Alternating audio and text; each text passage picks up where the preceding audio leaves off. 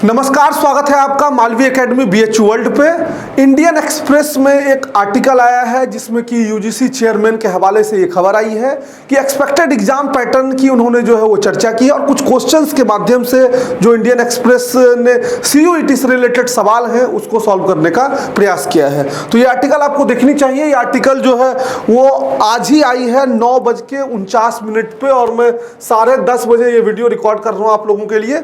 9:49 में जो है आर्टिकल 26 तारीख को ये आई है। देखिए इसमें लिखा हुआ है 2 4 hour sessions NCERT based syllabus 13 languages UGC chairman explains CUET, यानी इंडियन एक्सप्रेस को दिए गए इस इंटरव्यू को इन्होंने प्रकाशित किया है। इसमें कुछ क्वेश्चन वाइज जो है कुछ आंसर दिया हुआ है। देखिए सबसे पहला क्वेश्चन क्या है, what will be the format of the test and how will be designed, यानी कि टेस्ट का फॉर्मेट क्या होगा, यानी एग्जाम पैटर्न कैसा होगा और इसको कैसे डिजाइन किया जाएगा। The test will be conducted in 2 sessions of रफली about 4 hours duration each. 2 session में 2 पालियों में जो है परीक्षाएं आयोजित होंगी, जो कि सामान्य तौर पे 4 घंटे पे, मतलब रफली मतलब कि मान के चलिए कि 4 घंटे का 2 सेशन जो है वो आयोजित किया जाएगा। In the first session student has to attempt 1 language, पहले सेशन में एक language out of 13 languages as specified, जो कि पहले दिया जा चुका है। They can also choose 2 domain subjects out of 27, 2 domain subject choose कर सकते हैं 27 से रिलेटेड।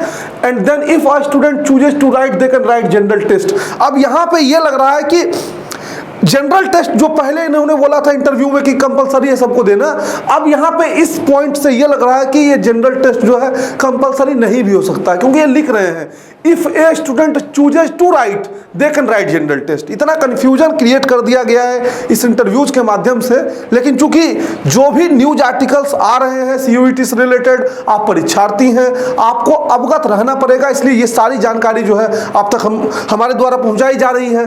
और सोचिए ना, आप एक छात्र को एग्जाम देना है, जुलाई के फर्स्ट वीक में इन्होंने कहा एग्जाम आयोजित करेंगे, मार्च समाप्त होने को है और उस बच्चे को पता ही नहीं है कि हमको किस चीज का एग्जाम देना है, एग्जाम पैटर्न हमारा क्या होगा, कितने प्रश्न हमसे पूछे जाएंगे, ये तो व्यवस्था है। In the second session the student can take up to 4 domain subject, और सेकेंड सेशन में 4 डोमेन सब्जेक्ट तक आप ले सकते हैं। And also write a language test, और लैंग्वेज टेस्ट भी लिख सकते हैं जिनको मान लीजिए फ्रेंच जर्मन वो सब करना होगा, ये उनके लिए होगा। In the case the student can pick any language from the list of 19, और जो सेकंड में लैंग्वेज चूज करना है उसमें 19 लैंग्वेज है, उसमें से कोई एक चीज आप चूज कर सकते हैं। ये कहा गया किसके द्वारा, ये कहा गया है UGC के चेयरमैन के द्वारा, ये इन्होंने एक बयान में कहा। अब आप खुद भी इनका इंटरव्यू अगर सुनेंगे तो इंटरव्यू में जो पहला इंटरव्यू उन्होंने दिया था उसमें यह था कि भाई जनरल टेस्ट कंपलसरी था, लेकिन अब यहां जो लिखा है, अब फिर कुछ लोग कहेंगे अरे सर तो आप कुछ नया बता दे रहे हैं। भैया हम काहे बता देंगे नया, हम कहां से बता देंगे नया, ये लिख रहा है खुद इंडियन एक्सप्रेस लिख रहा है और UGC चेयरमैन के हवाले से लिख रहे हैं। ऐसा नहीं कि न्यूज आर्टिकल में जो है कुछ भी लिख रहे हैं, ये UGC चेयरमैन के हवाले से ये चीजें लिख रहे हैं। अब देखिए अगला प्रश्न क्या है।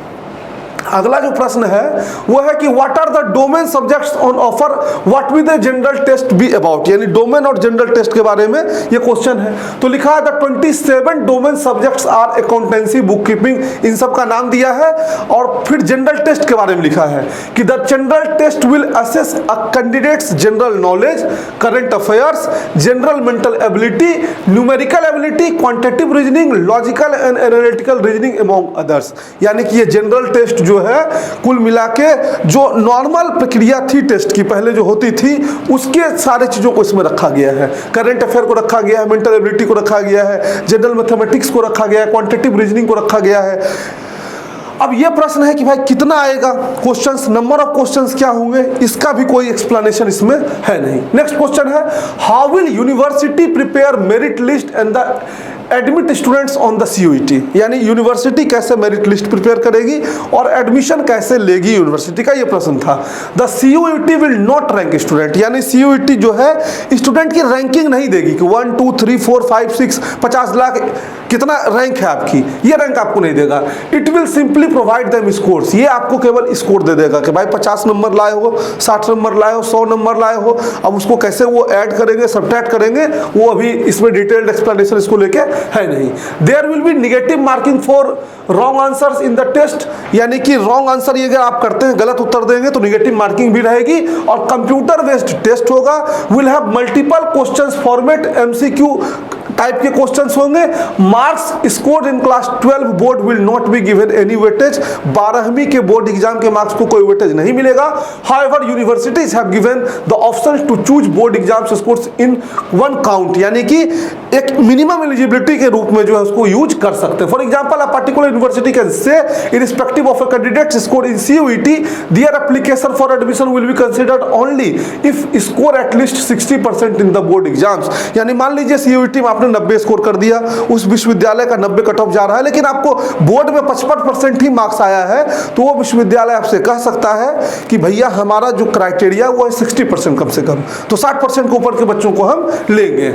एग्जाम्पल है, अब इसको मान मत लीजिएगा कि 60% है, क्योंकि भाई आप बच्चे हैं, बच्चे मन के सच्चे, तो जो बोलते हैं उसी तरीके से उसको एकदम क्या कहते हैं, उसको गांठ बांध देते हैं। सर आप 60 बताए थे, एग्जाम्पल और बताना अंतर होता है। But that will vary from university to university and not all them will use board exam scores as qualifying criteria. और ये जो है क्राइटेरिया जो उन्होंने बताया कि एग्जाम्पल के रूप में ये बोर्ड टू बोर्ड वेरी कर सकता है, और कोई जरूरी नहीं है कि सब विश्वविद्यालय इसका यूज करे ही करे। There will be more clarity on the aspect after the guidelines are formally issued. अब इस पे ज्यादा क्लियरिटी जो है तब आएगा जब गाइडलाइन इशू कर दिया जाए। अब क्वेश्चन है कि how necessary will it be for a student to take special coaching to clear CUET। अब एक बहुत सुंदर प्रश्न कि कोचिंग की कितनी आवश्यकता है CUET को लेके। इस पे इनका देखिए उत्तर है कि प्रोफेसर कुमार बिलीव्स, उनका मानना है कि coaching will not be necessary as questions in the test will be based on NCERT syllabus. चूंकि NCERT सिलेबस पे बेस्ड होगा तो कोचिंग की आवश्यकता नहीं होगी, which is widely accepted in the country, और इसको पूरे देश भर में जो है एक्सेप्ट किया जाता है NCERT को। However, the UGC is mindful of the fact that there are some differences between when it comes to certain state boards। और UGC को ये बात है, उसके दिमाग में ये चीजें चल रही हैं कि कुछ स्टेट बोर्ड के कुछ क्राइटेरिया जो है वो अलग हैं पढ़ाने को। These issues board wise syllabus variation will be taken into account, और बोर्ड वाइज जो सिलेबस वेरिएशन है इसको भी वो अपने दिमाग में रखेंगे। These exams are not going to be like IIT exams, ये IIT एग्जाम की तरह नहीं होने वाला है। Experts will moderate the difficulty level of questions and will confine to class 12 syllabus alone। अब कह रहे हैं कि एक्सपर्ट जो है मॉडरेट करेंगे डिफिकल्टी लेवल को और will confined to class 12 syllabus alone, इस शब्द पे ध्यान दीजिएगा। फिर इनके इस वक्तव्य से ये लग रहा है कि 12वीं के सिलेबस से केवल, एलोन मतलब यही होता है केवल, जहां तक हमारी समझ है, तो उससे वो क्वेश्चन देंगे। अब ये फिर एक विवादित जो है कहना कि अप टू 12 होगा या 12 होगा, इस पे पूरे देश के बुद्धिजीवी जो हैं वो एकदम परेशान है। बच्चे तो मान लीजिए परेशान है ही, देश के जितने शिक्षाविद हैं वो भी परेशान है, लेकिन अभी तक कोई क्लियरिटी इस पे स्पष्ट तौर पे दी नहीं गई है। हालांकि इन्होंने कहा कि 6 महीना पहले तैयारी चल रही थी। अरे भैया, जब 6 महीना 1 साल पहले सब तैयार ही थे, अनाउंस भी आके कर दिए, तो गाइडलाइन निकालने में क्या समस्या होगी? PDF नहीं बन रहा है, गजब व्यवस्था है। Professor Kumar said he added in the case of IIT entrance over 1 million candidates compete for around 16,000 seats, यानी 16,000 के लिए millions of the students जो एग्जाम देते हैं, but in this case only university has 70,000 seats, यानी केवल दिल्ली विश्वविद्यालय के पास जो है 70,000 सीट है। तो डिफिकल्टी लेवल एग्जाम का जो है वो नहीं होने वाला है। जहां की एक सीट पे 50-50 लोग फाइट करते थे, यहाँ पे एक सीट पे 5 लोग फाइट करेंगे। यानी यहाँ इनका भी मानना है कि एक सीट पे 5 लोग फाइट करेंगे, फिर भी कोचिंग की नीड नहीं है, ऐसा कहना है कि इनका, ऐसा कहना है UGC के चेयरमैन सर का। अब UGC के चेयरमैन के मुताबिक आप कोचिंग मत करिए और जो 12th लेवल की पढ़ाई कर रहे हैं उससे कर जाइए। हालांकि उन तक एक बात जरूर पहुँचनी चाहिए कि सर स्टेट बोर्ड्स की तो ये हालात हैं, बिहार में खास करके, यूपी में खास करके, और भी जो स्टेट बोर्ड्स हैं ऐसे हालात हैं कि वहाँ बच्चा 12th ही पास न करे, कोचिंग ना ले तो।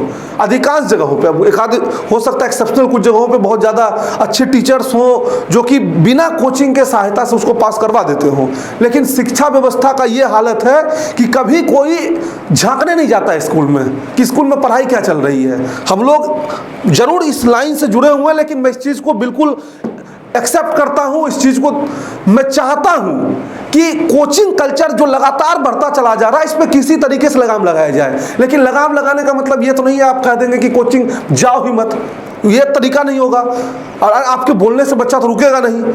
आपको उस तरह की व्यवस्थाएं स्कूल में देनी पड़ेगी। आप बताइए ना कि बिना कोचिंग के ना यहाँ जॉब की बात हो सकती है, ना बिना कोचिंग के बोर्ड एग्जाम्स को पास करने की बात हो सकती है।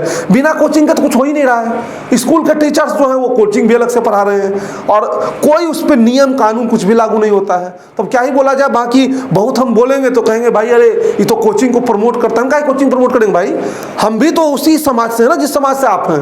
हम थोड़ी ऐसा मंगल ग्रह से आ गए और बृहस्पति जुपिटर ग्रह से आ गए हैं। और ऐसा भी नहीं कि 100% बच्चों को कोचिंग की नीड होती है। कई बच्चे बिल्कुल एक गाइडलाइन बस लेते हैं और उस गाइडलाइन के आधार पर वो खुद कंप्लीट करते हैं। लेकिन सबकी स्थिति, सबकी सामाजिक स्थिति, सबकी आर्थिक स्थिति एक जैसे हो या सब बच्चा एक ही तरह से जो है समझ पाए, सब बच्चा उतना ही एक्टिव हो, ये तो पॉसिबल नहीं है ना। तो ये पॉसिबल आप कर सकते हैं जब स्कूलों में व्यवस्थाएं अच्छी कर देंगे। लेकिन स्कूलों की व्यवस्थाएं कैसी हैं वो आपसे न छिपी है न हमसे छिपी है। बाकी आपके मन में कोई क्वेरी हो तो कमेंट बॉक्स में बताएं। और ये था आपका आर्टिकल इंडियन एक्सप्रेस का, जिसको मैंने आपको समझाया। यद्यपि अभी तक कोई आधिकारिक सूचना नहीं आई है, इसके लिए आपको प्रतीक्षा करना पड़ेगा।